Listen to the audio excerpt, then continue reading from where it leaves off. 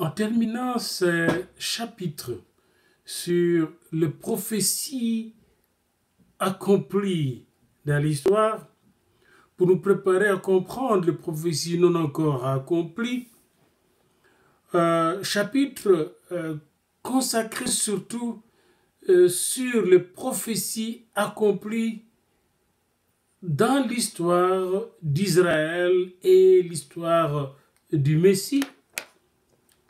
J'aimerais signaler comme point d'introduction le fait que nous devons réaliser à chaque moment de l'histoire, nous devons réaliser qu'il y a des agents que Dieu a établis, postés dans des points stratégiques, comme dans notre temps, des points stratégiques comme l'ONU, l'Union européenne, les États-Unis d'Amérique, le Canada, tous les pays du G7, et l'Union soviétique, maintenant la Chine, et tout ça. Dieu poste des agents de l'histoire de différentes nations. Ils ne sont pas très nombreux. Et ces gens-là peuvent déterminer le cours de l'histoire selon les plans de Dieu. Lorsque vous allez dans la Babylonie ancienne et dans l'Empire médo-perse, vous allez retrouver Daniel avec une armée de gens. Nous verrons encore des gens comme Néhémie, Esdras, Zorobabel qui étaient là. Tout un groupe, un peu comme nous aujourd'hui Africains en exil, comme les Juifs en exil. Nous aussi dans notre exil, n'oubliez pas que la plupart d'entre nous, nous sommes des chrétiens, certains sont des pasteurs, des théologiens, des hommes de Dieu. Nous ne sommes pas ici pour rien. Nous sommes en rendez-vous avec Dieu. C'est pourquoi je donne ce cours de l'interprétation et de la compréhension de prophéties bibliques. Eh bien, Daniel était là avec Anania, Michaël et Azaria, Shadrach, Meshach et Abednego, donc Anania, Michaël et Azaria, leur nom hébreu. Et ils étaient là pour surveiller le mouvement de l'Esprit de Dieu dans l'histoire. Parce qu'il y a le mouvement de l'esprit de Satan dans l'histoire, il y a le mouvement de l'esprit humain, athée ou sécularisé dans l'histoire, mais il y a aussi le mouvement de Dieu qui transcende toutes ces forces et les balaye ou les utilise pour réaliser, n'est-ce pas, son plan merveilleux et parfait. Les premiers 6 chapitres du livre de Daniel résument, n'est-ce pas, la fidélité de Daniel avec ses amis, dans n'importe quelle circonstance, leur fidélité à Dieu, au Dieu de l'histoire.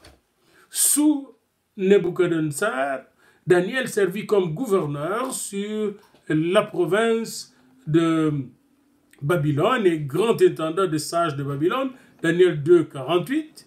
Et après la mort de ce roi, nous n'entendons plus parler de Daniel. On dirait qu'il était rejeté, jusqu'à ce que Belchassar l'invita dans le palais royal quand il vit la main, une main étrangère, une main d'homme étrangère, en train d'écrire au mur, peser, peser, compter, compter, en train d'écrire une écriture qu'il ne pouvait pas lire. Daniel était déjà vieillard et probablement vers la 80e. Et après la conquête de Babylone, Daniel fut appelé à diriger encore la politique et les affaires de l'État. Et en ce moment-là, n'est-ce pas, Daniel était très avancé en âge. Il devient un des 3 vice-rois de l'Empire médo-perse. La dernière date donnée dans Daniel 10, 1 est celle de la 3e année de Cyrus de Perse. Et en ce moment-là, c'était entre 536 et 535. Daniel avait 85 ou 90 ans. Il était vieux en âge, mais toujours fidèle. Fidèle avec Dieu, fidèle à son rendez-vous avec le Dieu de l'histoire, fidèle à son rendez-vous avec la volonté de Dieu. Daniel était un contemporain d'Ézéchiel. Il connut la captivité à Babylone environ 8 ans plus tard, en 597. Il est resté là pendant 70 ans, toujours fidèle. Ézéchiel mentionne 3 fois Daniel dans Ézéchiel 14, 20, Ézéchiel 14, verset 14, verset 20, Et dans Ézéchiel 28, verset 3 plutôt, Daniel est mentionné par Ézéchiel. Daniel connaissait aussi bien le prophète Jérémie et il s'était accroché à la prophétie de Jérémie qui disait qu'ils vont rester là pendant 70 ans et après Dieu va libérer, n'est-ce pas, les enfants d'Israël, comme il est dit dans Daniel 9, 2. Et il est resté avec cette lumière qui lui a permis d'avoir un grand impact dans l'histoire. Vous qui suivez ce cours, ce n'est pas seulement pour nourrir votre cerveau que je suis en train de donner ces cours. C'est pour vous permettre d'être présent dans l'histoire, d'être actif dans l'histoire et de réaliser le plan de Dieu dans l'histoire. Le plan de Dieu pour vous, pour votre nation, pour Israël, pour l'Église et pour toute la terre. Voyez-vous, aujourd'hui, Dieu agit encore. Il agit à travers son Église pour toucher les nations, pour toucher Israël. Il agit à travers son Église. Parce que Jésus-Christ a dit dans Matthieu 16, n'est-ce pas, « Je bâtirai mon Église. Et les portes du séjour des morts ne prévaudront pas contre elle. Les démons ne pourront pas, n'est-ce pas, dégager l'Église de ce monde. L'Église va rester dans ce monde jusqu'à ce que le monde finira par être éclairé par la lumière de Jésus-Christ, parce que nous sommes la lumière du monde. Nous sommes aussi le sel de la terre qui va garder la vie sur cette terre intacte, protégée à cause de la présence de l'Esprit en nous. Et ceci dit, poursuivons notre étude de Cyrus, n'est-ce pas, pour terminer second chapitre sur les prophéties accomplies, dont cette grande prophétie de Cyrus reste le paradigme, le modèle, n'est-ce pas, de prophéties qui s'accomplissent dans l'histoire, de prophéties que Dieu réalise dans l'histoire. Quand vous lisez l'histoire de Cyrus et les actions qu'il a posées, vous êtes frappé par quelque chose de très important.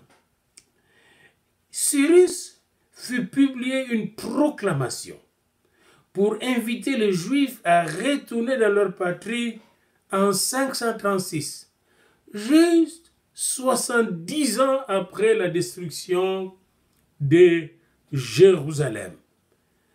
Et voici l'article tel qu'il se lit dans le livre qu'il est donné par le savant biblique Esdras. Ainsi parle Cyrus dans Esdras 1, 2 à 3, ainsi parle Cyrus, le roi de Perse. L'Éternel, le Dieu des cieux, et c'est Cyrus qui parlait, il dit, l'Éternel Dieu des cieux, vous voyez qu'il était bien évangélisé, transformé par les messages et les témoignages de Daniel. L'Éternel, le Dieu des cieux, m'a donné tout le royaume de la terre. Et il m'a commandé de lui bâtir une maison à Jérusalem en Juda. Qui d'entre vous est de son peuple? Que son Dieu soit avec lui et qu'il monte à Jérusalem en Juda et bâtisse la maison de l'Éternel. Le Dieu d'Israël, c'est le Dieu qui est à Jérusalem. Esdras 1, 2 à 3. Et ici, je fais juste une parenthèse. Je l'ouvre et je le ferme. Il n'y a pas longtemps, je parlais avec une dame chrétienne qui me disait, mais les pays comme le Congo, c'est Dieu qui l'a choisi. C'est Dieu qui l'a béni. Par conséquent, Dieu va le sauver. Je parle du Congo-Kinshasa, mon pays d'origine. Et moi, j'écoutais. Mais en écoutant, c'est comme si je l'écoutais à travers les oreilles d'Esdras, de Néhémie, de Daniel, de Zorobabel. Si c'est Dieu qui nous a donné ce pays, si c'est Dieu qui a créé ce pays, alors c'est aussi le même Dieu qui nous a punis et qui a fait que des gens venant nés du néant, des gens venant vraiment de nulle part, des gens étranges, comprenant rien concernant la politique, concernant la religion, concernant la culture et l'histoire de ce pays, arrivent et se mettent à dominer ce pays pendant un temps. Le même qui les a amenés pour nous punir va le balayer un jour. Il va faire son travail. Mais ce qu'il nous demande, c'est de revenir à lui. Comme les enfants d'Israël devaient revenir à lui, d'être à l'écoute de sa révélation, de se repentir de nos péchés, de se repentir de manque d'amour qui traverse toute notre société, de ce tribalisme qui est aussi pire que le racisme. Si on peut se débarrasser de ce tribalisme et aimer nos tribus, mais non pas exclure, nous manger les uns les autres à cause de nos tribus qui sont des bénédictions de Dieu et non des malédictions, et commencer à nous aimer les uns les autres, comme Christ nous a aimés, comme Dieu nous a aimés, comme l'Esprit nous aime, et répand en nous, n'est-ce pas, la grâce et la gloire de Dieu. L'Esprit nous fait dire chaque jour, nous sommes enfants de Dieu, Abba Père. Eh bien, si nous nous repentons ainsi, et nous acceptons d'avoir un nouveau cœur, de nouveaux cœurs, et un nouvel esprit d'amour, une nouvelle connaissance de Dieu nous sera accordée, et cette connaissance nous donnera les stratégies nécessaires, parce qu'il nous faut des stratégies et des intelligences renouvelées.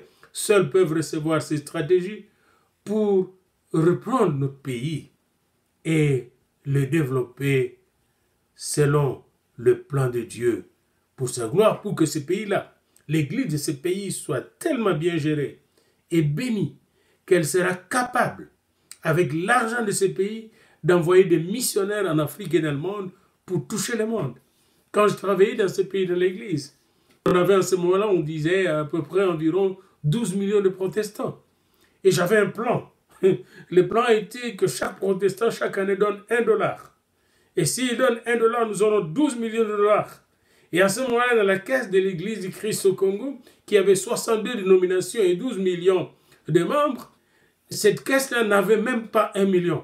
Vous voyez, des recettes à l'intérieur du pays. Alors qu'il y avait au moins 12 millions qui traînaient dans les poches des enfants de Dieu. Et là, je connais mon peuple, il est très généreux. Je me suis retrouvé un jour dans une ville qui s'appelle Béni, au Nord Kivu, et j'étais accueilli par 250 voitures, sans compter le nombre de moteurs de vélo, nourris aux petits oignons pendant une semaine. Et nous avons fait une grande croisade d'évangélisation. On a brûlé beaucoup de fétiches. Et j'ai vu combien ce peuple était généreux, était organisé, était capable de gérer son propre pays. Il n'a pas besoin d'étrangers pour venir gérer ce pays-là. Le peuple peut se prendre lui-même en charge. Mais pour que ce peuple se prenne en charge, ça prend des leaders du type de Daniel, des leaders du type de Jérémie, des leaders du type de Néhémie, qui vont, n'est-ce pas, faire bouger même les autres leaders du monde, comme on a bougé Cyrus pour reconstruire les temples de Jérusalem.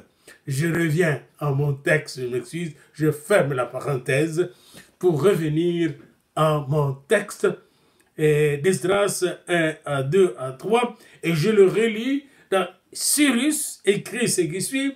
L'Éternel, le Dieu des cieux, m'a donné tous les royaumes de la terre et il m'a commandé de lui bâtir une maison à Jérusalem. Ici, il accepte que c'est l'Éternel. Il reconnaît la transcendance, la seigneurie, la royauté universelle supérieure de Dieu sur sa royauté. Cyrus. Et il reconnaît que c'est l'Éternel qui lui a donné pour mission de lui bâtir, de rebâtir sa maison à Jérusalem en Juda. Et là, il lance maintenant un appel aux Juifs. Qui d'entre vous est de son peuple? Eh bien, que son Dieu soit avec lui et qu'il monte à Jérusalem, en Juda, et bâtisse la maison de l'Éternel, le Dieu d'Israël. C'est le Dieu qui est à Jérusalem. Il reconnaît que le Dieu d'Israël, le Dieu qui est à Jérusalem, c'est son Dieu aussi. C'est le Dieu de Perse, c'est le Dieu de Mède, c'est le Dieu des Babyloniens, c'est le Dieu des Égyptiens, des Éthiopiens, c'est le Dieu des Congolais, c'est le Dieu des Brazzavillois, c'est le Dieu des Rwandais et de Burundais, c'est le Dieu des Sud-Africains, c'est le Dieu des Tanzaniens, c'est le Dieu des Marocains. Il n'y a pas deux dieux dans cet univers, il n'y a qu'un seul Dieu, et c'est lui qui nous permet de comprendre justement le message prophétique qu'il nous envoie pour écrire l'histoire selon son plan merveilleux. Quel puissant argument, quelle irrésistible influence qu'avait Urus, qu'avait Cyrus, quel puissant argument pour convaincre les enfants d'Israël d'aller construire la maison de Dieu du ciel, la maison de prière et d'adoration, le temple de Jérusalem qui était saccagé par Nebuchadnezzar. Il n'avait pourtant pas été élevé dans la foi en Dieu. Il ne connaissait pas la loi de Moïse. Et pourtant, Dieu l'avait touché. Dieu touche n'importe qui, n'importe quand. Et ça, c'est encore un principe herméneutique que nous devons voir. N'interprétons pas, n'est-ce pas, la situation des gens à partir de nos préjugés. Et laissons Dieu parler lui-même. Car Dieu est lui-même son propre livre. Dieu est lui-même son propre instrument du salut. Par son esprit, il peut toucher les gens par sa parole. Il est le livre vivant qui touche des êtres vivants et même les morts. Il leur redonne la vie parce qu'il est le Dieu de la vie qui ressuscite les morts, qui redonne la vie même aux ossements desséchés comme nous le lisons dans Ézéchiel 37. Dieu est venu donc toucher Cyrus et Cyrus fit voir par sa conduite qu'il avait compris sa mission. Cyrus fit voir par sa conduite qu'il avait compris la prophétie de Daniel, la prophétie de Jérémie, la prophétie d'Ésaïe. Cyrus, par sa conduite, était devenu un bon herméneute des prophéties de Dieu. Remarquons ici, lorsque nous abordons cette partie de prophéties qui ont été accomplies, qu'il s'agit ici de se préparer à comprendre les prophéties qui ne sont pas encore accomplies. J'attire votre attention là-dessus. Le fait que Cyrus, qui n'était pas juif, avait compris les prophéties de Dieu, dont celle qui consistait à renvoyer les Israéliens avec des moyens significatifs, substantiels, pour aller reconstruire le temple de Dieu, démontre la puissance de Dieu, qui peut toucher n'importe qui a n'importe quelle puissance et quel pouvoir, pour réaliser son plan merveilleux.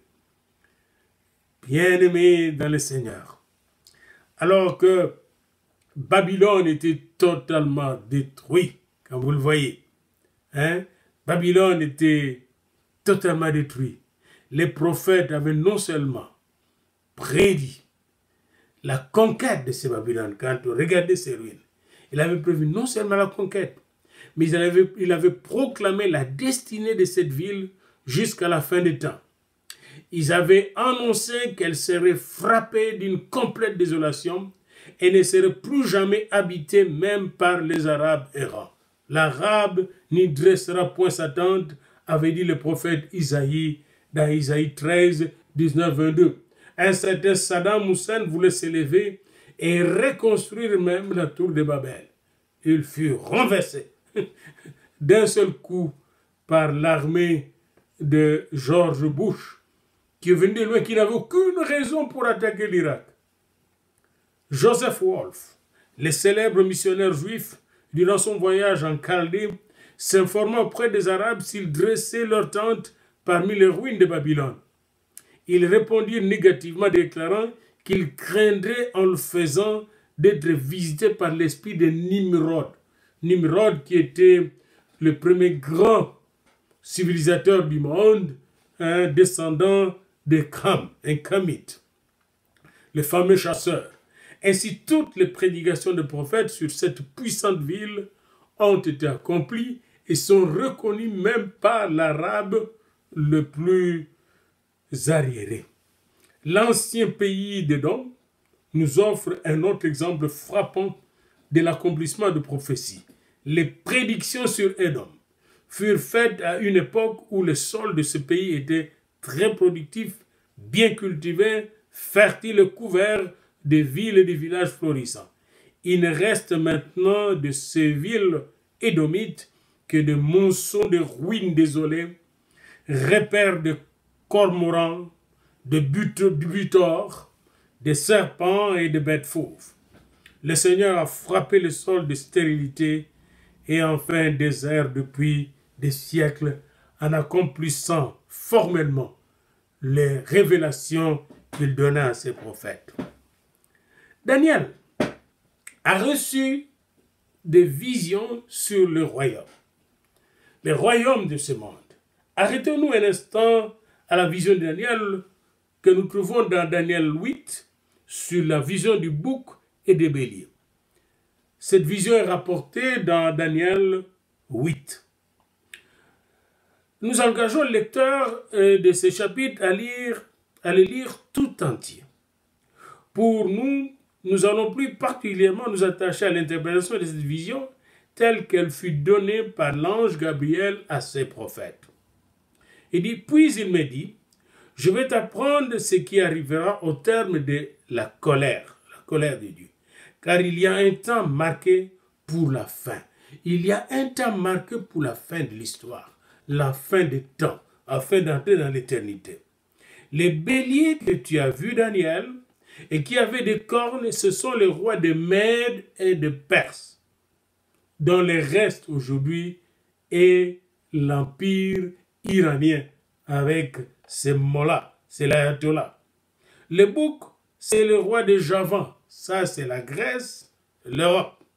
La grande corne entre ses yeux, c'est le premier roi, les 4 cornes qui sont élevées pour remplacer cette corne brisée.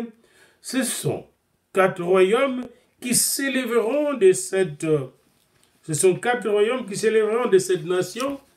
Ces 4 royaumes s'élèveront de cette nation, mais qui n'auront pas autant de force.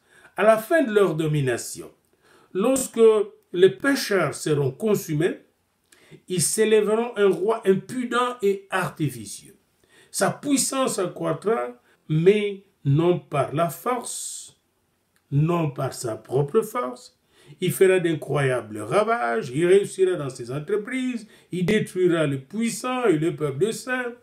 À cause de sa prospérité et du succès de ses ruses, il aura de l'arrogance dans le cœur et il fera périr beaucoup d'hommes qui vivaient paisiblement et il s'élèvera contre le chef des chefs, mais il sera brûlé sans l'effort d'aucune main. Il s'élèvera contre le chef des chefs. Et nous savons que le chef des chefs, c'est Jésus-Christ. Et nous savons qu'au millénium, il régnera ici. Et celui qui osera se lever contre lui dans la guerre d'Armageddon sera brisé pour toujours. Et ça, c'est encore toute une histoire qui nous attend. Interprétons un peu cette vision de Daniel. Dans cette vision, il est d'abord question de l'empire de Mède et de Perse, tel qu'il est. Et tel qu'il exista jusqu'à ce qu'il fut conquis par Alexandre le Grand, une autre figure historique. Or, c'est un fait bien connu que cet empire s'étendit de façon extraordinaire un peu après la mort de Daniel et qu'il poussa ses conquêtes vers le nord, le sud et l'ouest au point de tout faire plier devant lui. Mais Alexandre, le roi de Macédoine, arriva de l'ouest à la tête d'une petite armée d'hommes d'élite, vint attaquer le Perse sur le bord de Granique, ayant lancé son cheval dans ses eaux, et suivi de son armée, il traversa la rivière, fondit impétueusement sur les Perses, qui, rangés pour la bataille sur le rivage, étaient 10 fois plus nombreux, mais en dépit de leur nombre, et quoiqu'ils eussent l'avantage du terrain, les Perses furent mis en déroute. Alors les Grecs s'avancèrent dans l'intérieur du pays, et après avoir vaincu maintes fois les Perses, en bataille rangée, ils les asservirent complètement. On sait qu'Alexandre le Grand subjugua toutes les nations, les unes après les autres, et qu'après avoir fait la conquête de l'univers, il vint mourir à Babylone à l'âge de 32 ans. très jeune. Ainsi, après s'être accru considérablement, la grande corne fut rompue et sa place et à sa place, il en surgit 4 autres cornes, qui étaient les 4 généraux d'Alexandre le Grand, et vers le déclin de ce royaume, ces 4 royaumes, quand la transgression des Juifs fut arrivée à son comble, ces derniers furent rudement châtiés par les Romains qui prirent Jérusalem et firent cesser les sacrifices saints. C'est-à-dire les apôtres, les premiers chrétiens qui furent mis à mort par les autorités de Rome en 70 après Jésus-Christ. La science prophétique vient de Dieu. La prophétie, c'est une science. Ce n'est pas de la divination ni du charlatanisme. Et cette science vient de Dieu. Nous vous le disons et nous le soulignons. L'histoire de tout pays nous rapporte plus clairement des événements passés que la sagesse prophétique peut éclairer. Comme l'histoire d'Israël fut éclairée et l'histoire de Babylone, l'histoire de l'Empire perse, de l'Empire grec et de l'Empire romain, cette histoire-là fut éclairée par le prophète Daniel, qui d'avance l'avait annoncé grâce à une révélation donnée à un roi non juif. Pour vous dire que l'histoire, ce n'est pas une question de juifs, c'est une question de Dieu qui se révèle aux nations et veut sauver les nations. De nos jours, l'être humain, par son intelligence, est parvenu à faire bien de prodiges. Il peut parcourir des immenses solitudes de l'océan sans vent ni marée. Il peut s'élancer dans le nu sans le secours des ailes, sans l'aide des animaux. Il franchit des distances avec une surprenante vélocité et il fait circuler sa pensée avec une rapidité foudroyante. Mais il est un principe qui ne pourra jamais atteindre. Non pas même par la sagesse combinée des siècles, ni par l'intelligence, ni par ces technologies. L'argent ne saurait acheter cela. Il ne vient que de Dieu seul, et il est donné gratuitement à l'homme, à la femme qui est attentive à la voix de Dieu. Les prophètes disaient aux idoles, « Dites-nous ce qui arrivera pour que nous sachions que vous êtes de Dieu. » Eh bien, la différence entre le vrai Dieu et le faux Dieu, c'est que le vrai Dieu vous dit ce qui arrivera et vous montre ce qui se réalisera des années avant que cela ne s'accomplisse. La prophétie, c'est la science de l'histoire, passée, présente et à venir. Et les prophéties accomplies nous donnent la garantie que les prophéties non encore accomplies, mais qui ont été annoncées par des hommes de Dieu, qui nous disent qu'ils les ont reçues de Dieu, eh bien, ces prophéties s'accompliront.